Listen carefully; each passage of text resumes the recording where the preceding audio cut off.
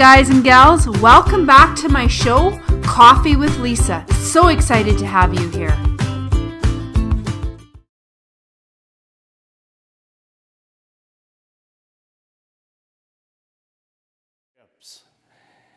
You truly are in the people business when it comes to building long-term relationships with clients.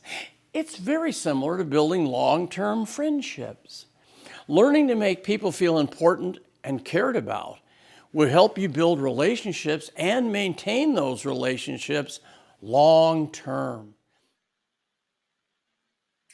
Hi, Facebook. Welcome. So today I have two very special guests with me. I have the sales legend and sales guru, Mr. Tom Hopkins, and I have the founder of the National Association of Women Sales Professionals, Cynthia with me today. Welcome, both of you. Well, welcome to you for letting us come on your show. We're thrilled. Absolutely. So for those of you who have not met me, my name is Lisa Patrick, and I work with lovely experts like Cynthia and Tom on a regular basis, helping them position their courseware and their expertise to a number of professional audiences across the globe. So I have a question for you, Tom. What is the number one secret and mistake in sales that not only women, but any professional makes? And they don't have to be a salesperson to make those mistakes and know that secret. Well, let me start off by saying that there's more than one mistake that people make, and there's also more secrets than just one. But I thought I would go through all my ideas on that and thought that the main secret is to work harder on yourself than just one. But I thought I would go through all my ideas on that and thought that the main secret. Now, I just had something repeat, Lisa, on me. Yeah, I fixed it. We're good. Okay, but I think the main secret is to work harder on yourself than you do on your job to become a person that people like, trust, and want to listen to. Because I really totally believe that if we were to put all the people together and have them sit down with their presentations, the people that do the best have this ability to create a rapport more rapidly, to bring down the defense barriers of the person they're talking with, to create a desire to own the benefits of what you're offering. And so that would be the first secret that I would work on. Work on your temperament, your personality, the way you come across to become a person that they like and trust. And the way you learn to do this is by watching other top producers in your organization, because whoever's doing the best, both income and number of transactions, they're saying and doing the right things. So one thing about life is you can copy the great ones and thus be on your way to becoming one. Absolutely. So that's the first secret. Now, the biggest mistake I think that most people make is they come across too much like a stereotypical salesperson. See, it's amazing in our wonderful country of free enterprise, of capitalism, that it's built on selling, and the foundation of our country is profits to companies through sales. But the challenge is the average American doesn't really like the thought of being sold, although we're the greatest consuming nation in the world. They also don't like you to come across that you're trying to sell them. So it's a real fine nuance to where you come across as a wonderful, nice person, but you're not like the typical salesperson. In other words, you don't talk and tell as much as you ask and listen. Because if you ask and listen, you'll find out what you need to know to help them say yes to your offering. But if you're talking and telling, they will not stay focused with you. Absolutely. And trust is the foundation to any relationship, whether it be a sales relationship, a business relationship. Wouldn't you agree, Cynthia? I would, yes. Know, like, and trust. You don't do business with people that you don't know, like, and trust. Yeah, absolutely. Exactly. And it's funny because I've had several conversations over the last couple weeks with professionals that I've connected with on LinkedIn. And one of the big things that seems to be a consistency with everybody that I'm talking to is people are so busy pushing what they have as opposed to wanting to build those relationships. And that's what they see in the LinkedIn a lot, especially in the messenger, is everybody's pushing, connect with me so I can sell you something, instead of connect with me because I want to build a relationship with you first. Yes. Totally agreed. Yes, sir. Most of my selling for my 8 years in real estate, almost all my buyers and sellers became friends, and we had a wonderful long-term relationship. And that's what I think people need to work on. And we also have to realize that the average consumer has so much intelligence more than they used to have. They have access not only to the internet, but they can do more research than most people. And they walk in to see you, and they have as much knowledge or more than you do. So you really have to be sharp today. Yeah, absolutely. So that brings me to my next question for Cynthia. So what is the number one fear that women face in sales? I speak to women in my association on a daily basis, and overwhelmingly, the top concern is, how do I maintain my assertiveness without being called aggressive or pushy? And Tom, what would you say would be the best advice for a woman who's always being told that she's aggressive or she's pushy? Work on becoming a master asker, not a talker and a teller. And if you will come across in the very beginning with humility, with sincerity, with a desire to serve and not sell, and when they feel this, because of the way you come across, what you say in the opening, how you relax them with your presence, all these are the little keys that I find create that long-term relationship.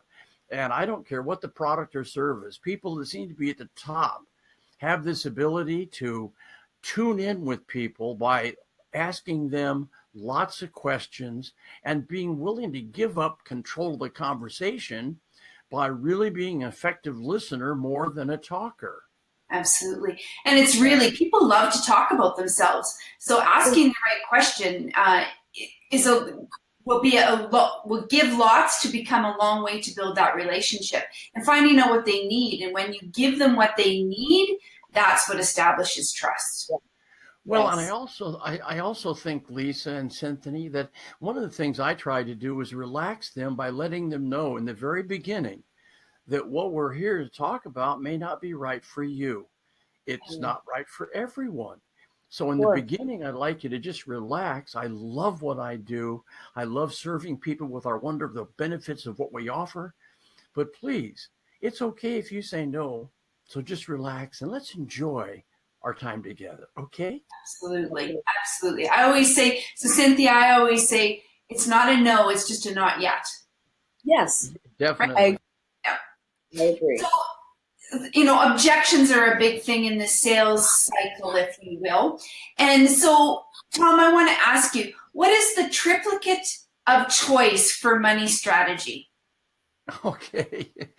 Well, we found a phenomena after all the sales that I made. I found an interesting phenomena that people, if you give them 3 choices, it's amazing how 70% will take the one in the middle.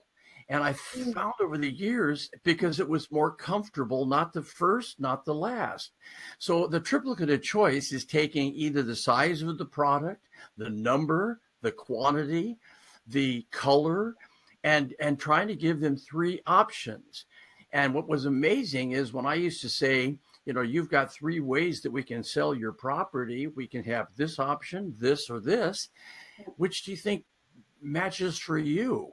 And I was just knocked out how 70% they take the middle one. And that's why in positioning your product offering, try to find the one based on your questioning, which we've talked about, which one you can put in the middle. And that's the triplicated choice, putting it in the middle, and they'll take it 70% of the time. Wow. That's excellent. Excellent. And so, would you say, Cynthia, that's a strategy that you've used in your sales performance? I have. Asking the right targeted questions in order to figure out what the prospect actually needs and how my service can provide what they need, and then packaging it so that it becomes the obvious choice. And I love having it sandwiched in the mom's right. 70% of the time, they do choose it. Yeah, excellent, excellent. And so would you say that most of your members, that's something that they struggle with in determining how they build that pitch of sandwiching it in the middle of the triplicated choice? Or do you think that that's a common methodology for your members? Most common is women that are in the organization like to discount first. Okay. That is the immediate, that's the immediate choice of when in the negotiation process, their immediate response is to, well, Mr. Prospect or Miss Prospect, let me go ahead and discount that for you, because they're thinking that if they discount the price, the prospect will buy it much easier. Well, now that comes, which we both.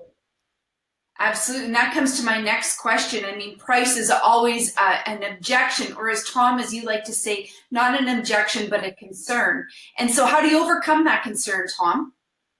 Well, first of all, I believe that you have to, in your questioning process, which we call qualifying, you have to kind of find what you feel they'd like best.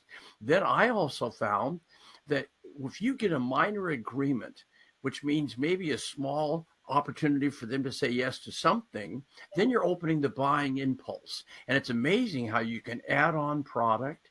You can start with one agreement and move on to that, to the next and the next. But I've also learned that here's a startling truth.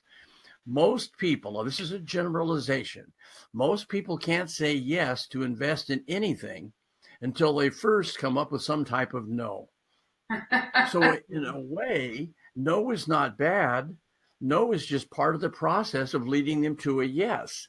So my concept has always been that if I'm not getting any concerns at all, I'm a little nervous, because if someone doesn't have something that they object to, there's usually not a lot of interest. So why object to anything? So I always loved concerns. And I also found that if, for example, they said to me, Tom, I think it just costs too much. That's a great concern. Well, just smile and say, you know, almost everything does today. Can you tell me about how much too much you feel it might be? Now I get an amount of money.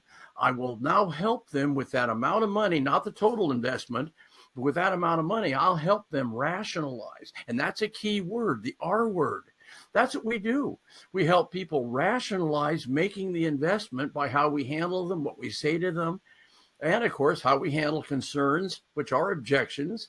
But the pro knows that without a no, I probably won't get a yes. So come on, give me the no.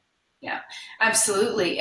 And I love that, because when you handle the no, it gets you that one step closer to the yes. And I love the idea of, and lots of times, you know, when faculty come on at extra credits, you know, they don't want everything. They might only want one specific thing. And then eventually they buy everything, because it just is a simple solution and you build trust doing it. And so that's really important. And so, Cynthia, would you say that objections are probably some of the biggest hurdles that your members face, the ladies in your organization? Yes, I would say that is as far as the selling process, that's the one that they struggle with the most. Right. And so now you're the founder of the National Association of Women Sales Professionals. So I would suspect that overcoming objections is probably one of the key topics of consideration on a regular basis that you help support your members with. Yes. I was hoping that you could tell me a little bit about the type of training that Tom has available for my members to access on the platform to help them with that. Oh, sure. Well, just a minute here now. I love this webinar jam concept, because I can share screen. So let me, if everybody would bear with me for one moment, I will pop up. Okay, so I think this is going to work. Let's see. Start. There we go. All right. So, of course, at the NAWSP for the first time, Cynthia and I are very proud to support the members and the sales professionals, and they now get online courses from Tom. And so their first course, Tom is offering them a discount to 20%. And so the different courses that Tom has is how to say yes when you say no, and communication strategies, as well as, Tom, you want to talk a little bit more about your training? Be the champion, for instance? Yes, we've really tried to offer our online courses, and if people look into what we're doing, we've really come up with an opportunity that they can almost start literally for nothing to let me teach them. And I, of course, love training. We have so many folks that all come to us via the internet and let us have an opportunity to share all the questioning skills and strategies. So I think it's just a wonderful way to get people to have training. And so I appreciate you letting them know that we do this. And if they have any interest in that, they can, of course, go to our website, tomhopkins.com, and they can see all the stuff that we do. We have tremendous amount of 50 hours of training is what I have right now. Yeah, absolutely. And so pretty excited about that, because now you've got some great access to overcome those objections that everyone talks about, right? Those concerns that everybody talks about. So what is the challenge that you're most faced with, Cynthia, at NAWSP? Leveraging my time and servicing all of our members. Very good, very good. And so, Tom, what's your strategy around time management? Well, we all have 86,400 seconds in a day. No one has any more. No one has any less. The people that are the highest income earning people know how to preciously invest those 86,400 seconds, and they know how to set priority in their life. I think time planning and organization is one of the most important keys to a long-term successful life. Knowing how to take care of your spouse, your family, your friends, knowing how to delegate authority to others to free you up to do what's the most productive thing possible for you based on your long-term and short-term goals. So organization and keeping every one of those 86,400 seconds, make them precious, invest them wisely, and you'll do so well. That's excellent advice. And I know that a lot of our members struggle with that as well, using the 168 hours a week to the fullest and maximizing their time, being efficient and effective at the same time. Yeah. Well, and today's day, I mean, we have so many tools at our fingertips and so many apps and everything. And sometimes I think it's great that we have all these apps to make us more productive, but then we got to learn how to use all the apps. And so are we really being productive? That's a whole nother class. It is a whole nother class. So I have Tom's book here, When Buyers Say No. And I've got a question from Tom's book that I'm going to ask you. So how do you keep potential clients focused on your questions that identify their needs when they ask questions about information you plan to address later? There's advice. That's one of the keys also. If you have a presentation that's designed to start at A, end at Z, where you get the yes, the check if you are getting money, it's so important that if they ask or say something before you're to the right point, you have to just say, oh, you know what, I'm glad you brought that up. And I have planned to answer that, and I won't forget, but I'm going to love when we get to that point.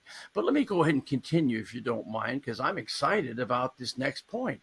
What I did was called a bypass, where I bypassed handling it now, waiting until it fit into my presentation later.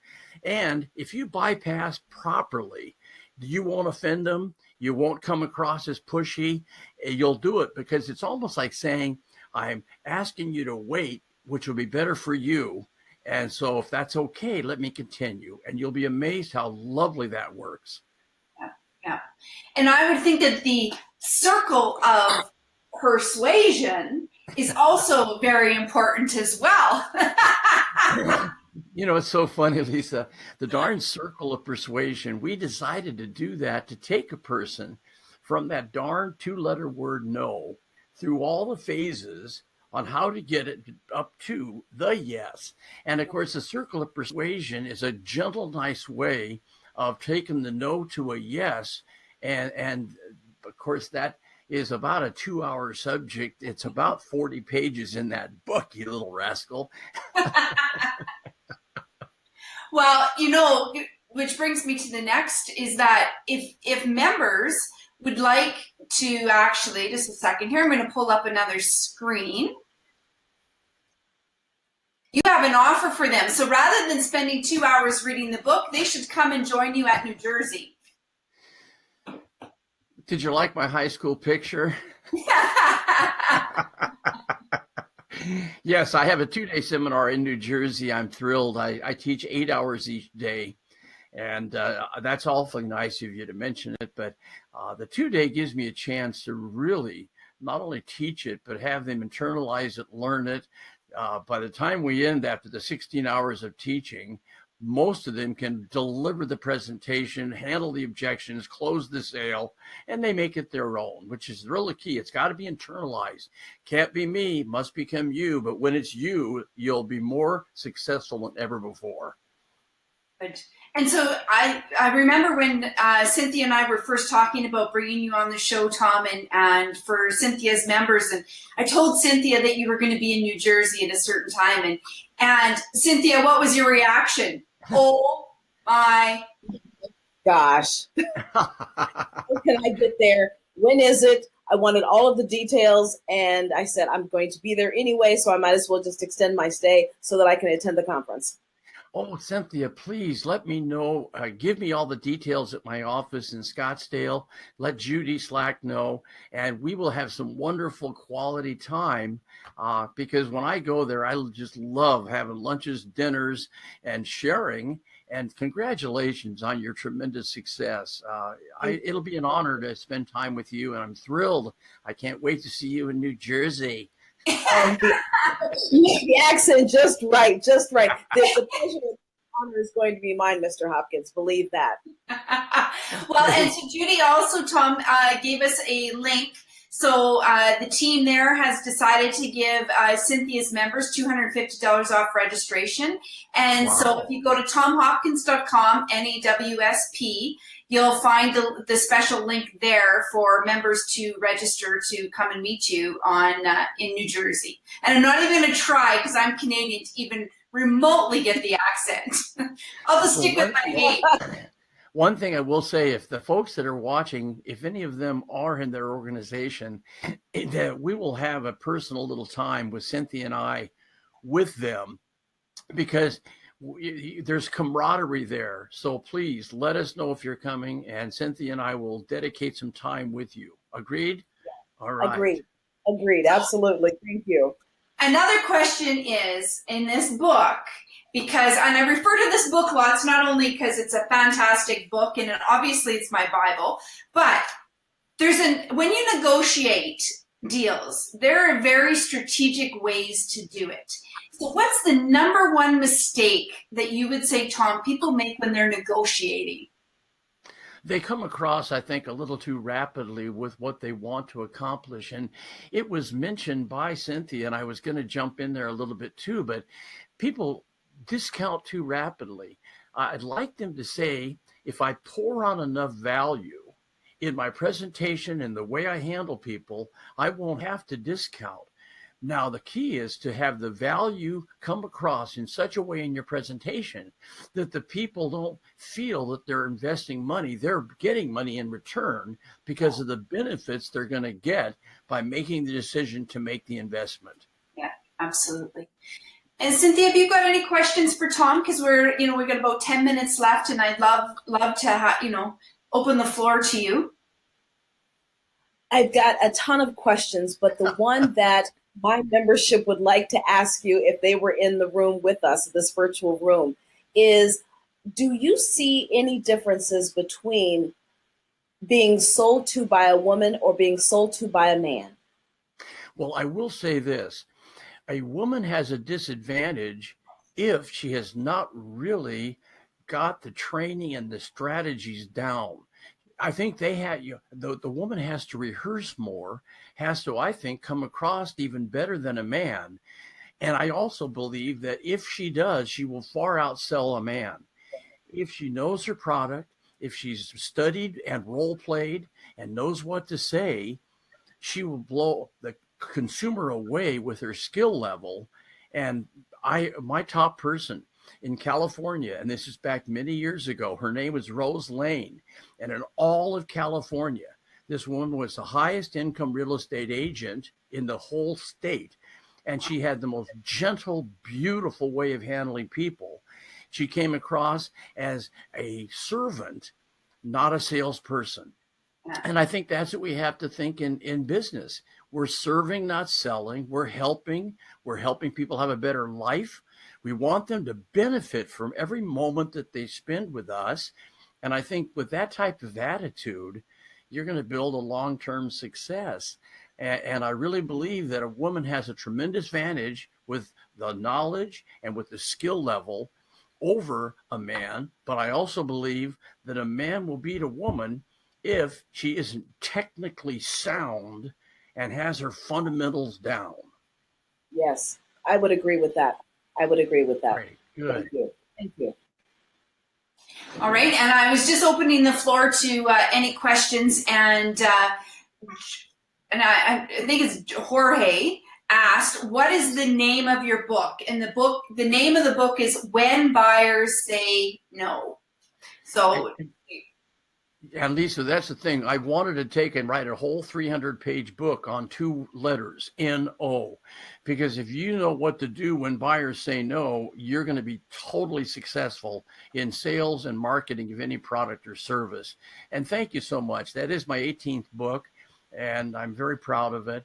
And I appreciate you giving me this wonderful presentation on it. Thank you. Well, you just released another book, did you not, if I recall? I'm sorry?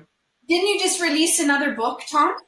No, it's coming out soon, but this is number 18, When the Buyers Say No. And it's doing so well because you don't have to sell anything unless they say no. All you have to do is offer it to them, but they aren't going to take it till they give you a no that we turn into a yes, get the check. Thank you. Let's build a long-term relationship. Well, and I always laugh because, and I'm sure you'll get a charge out of this, and I know, Cynthia, you being from the Detroit area in the car world, Grant Cardone always says, a no is a yes. It's just the start of the process. So, absolutely. Yes. Uncle G is one of my favorites. Sorry, what was that, Cynthia? Uncle G is one of my favorites. Yeah, me too. Yeah. Well, and Tom, you were on one of Grant's shows as well. And for those of you who don't know, Grant joins Tom at the faculty here at Extra Credit, so you can get online training again, all in one portal, so on demand at any time. Having said that, do you have any last questions, Cynthia, for Tom before we leave? I think he's answered all of the ones that were burning for me. And I thank you for that. I think I'm going to hold them the rest of them in reserve for New Jersey. Very good. Between now and then, Cynthia, make notes on anything that comes up, because nothing is more exciting than delving into questions, coming up with solutions, and coming up with answers. And I'd want to give these to you and take them to your whole group, because it's obvious you built a tremendous organization, and I am flattered to be possible helping your folks even do better than they do now. That's very kind of you, and we will welcome that help, because the more brains we have working together, the better. Well, there is no I in team, right? Exactly. Jorge has another question. Tom, this is for you. I'm new on selling. Which books of yours should I start to read first? The first book I wrote was called How to Master the Art of Selling. And that book has been out for many years, but it's the foundations. It's got all the fundamentals of the art of selling anything. The Buyer Says No book, the 18th book, it's more for a person who's been around and is having a challenge getting to the yes. But I would hardly suggest How to Master the Art of Selling was my first book. And you can get that, of course, from Amazon or from our company in Tom Hopkins International. But that's where I would start. I think you'll love the fact I've suggested it to you. And would anybody, so I'm just we've got several people on the line right now, so I want to make sure that if there's any last minute questions that you write it down in the feed right now on Facebook, and we'll answer it accordingly. Of course, we're going to pre-record. This is pre-recorded, and so it will come back again after it goes to video production. It'll be on Tom's feed and Cynthia's as well as mine, and the extra credits page. So if you've missed it or you're watching it and you want to play back, there'll be that opportunity as well. So any last comments before we leave? Just dedicate yourself to giving and serving others. And if you help enough people get what they want, you'll get everything in life you want. Very good. It's Yes. a wonderful way to close. Well, thank you very much for the two of you. Cynthia, you're all the way in Barcelona, Spain right now. So she's just launched a whole new division there for the NAWSP. So fantastic. Congratulations. Hopefully you'll come to Canada soon. And Yes. thanks again, Tom. Good luck in New Jersey. And Thank you hopefully very you'll come to much. Canada soon too. Anyways, bye for now, you guys. Thank Thank you Lisa. so much. Thanks, Cynthia. Thank See you, Mr. Hopkins. Okay. Sounds good. I can't wait. Okay. Bye-bye. Bye-bye.